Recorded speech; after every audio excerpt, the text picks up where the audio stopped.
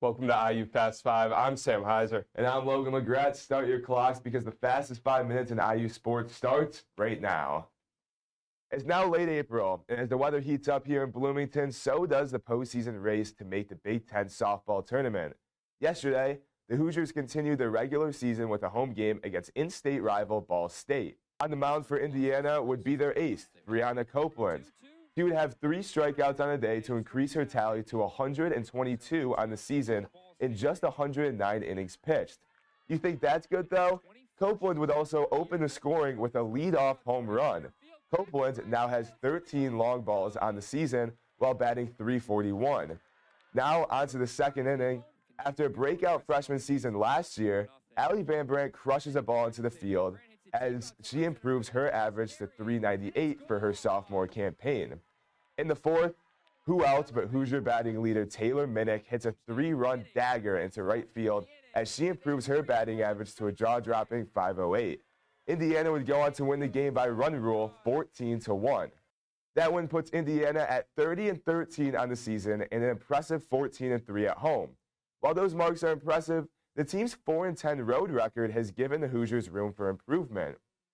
Indiana's 8-8 Big Ten record puts them at 10th in the conference, with 12 teams making the Big Ten tournament.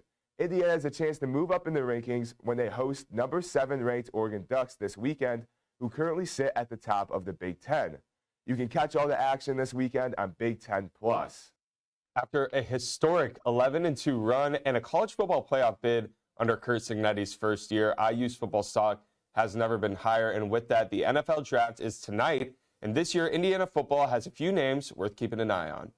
Quarterback Curtis Rourke, after transferring in from Ohio, took full command of the offense under Curt's first year. He threw for over 3,000 yards and 29 touchdowns. He's been climbing the boards and could hear his name called in the mid-rounds. On the other side of the ball, defensive tackle C.J. West turned heads this season and had a strong showing at the Combine. His ability to get quickly off the line makes him a potential day 3 pick as well, with some strong upside. Other names to watch include running back Tyson Lawton, linebacker Jalen Walker, and offensive lineman Trey Weddick. Linebacker Aaron Casey led IU in tackles, and he could be a priority free agent, along with starting offensive lineman Nick Kidwell.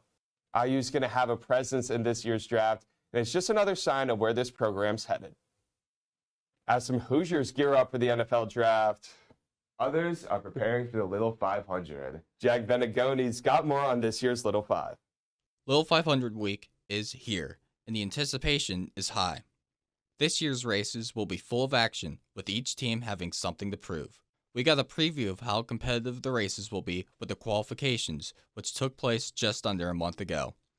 In the men's quals, the Black Key Bulls, last year's champs, got the fastest time at 2 minutes and 23.658 seconds. Sigma Alpha Epsilon followed in second at 2 minutes and 24.825 seconds. 3PH finished third, Sigma Phi Epsilon finished fourth, and Forest finished fifth. In the women's race, Delta Gamma took the starting position with a time of 2 minutes and 43.166 seconds. Novus took second at 2 minutes and 43.778 seconds. Followed was Kappa Alpha Theta in third, Melanzana in fourth, and Kappa Delta in fifth. As for the weather, there appears to be some rain in the forecast on Friday during the women's race, with a high of 74 degrees and a low of 54. On Saturday, it looks to be mostly sunny, with a high of 65 degrees and low of 44. The women's race gets going at 4 p.m. on Friday, with the men's race beginning at 2 p.m. on Saturday. Tickets are available online at iuauditorium.com and are $35 for students and $40 for the public. You can also watch the races for free on the IU Student Foundation's YouTube channel. It's not called the world's greatest college weekend for nothing, and it will be one to remember. Back to you guys in the studio. Thanks, Jack. And it's time to make some picks. And we just heard from Jack about the field for this year's Little 5. What are you thinking, Logan? Well, I think it's SAE, first championship since 1963, their second championship of all time. They're led by brothers Luke and Matthew Nas. I think that they're going to carry Sigma Alpha Epsilon to a championship on Saturday for the men's. Now for the women's, I got to go a little chalkier. I think it's Delta Gamma, the powerhouse as of recent. I think that they're going to continue their momentum from their quals victory. I think they're going to take it home. I love the DG pick. I'm going to ride with you on that one. I think they're just the dominant force in women's biking. But for the men, I got Black Key Bulls. They showed out at quals. They did well during spring series. They're just one of the teams to beat. They're always up there. And that's going to do it for this week's IU Fast 5. Thanks for watching, and be sure to follow IU Fast 5 on all our social medias. We'll see you guys next time.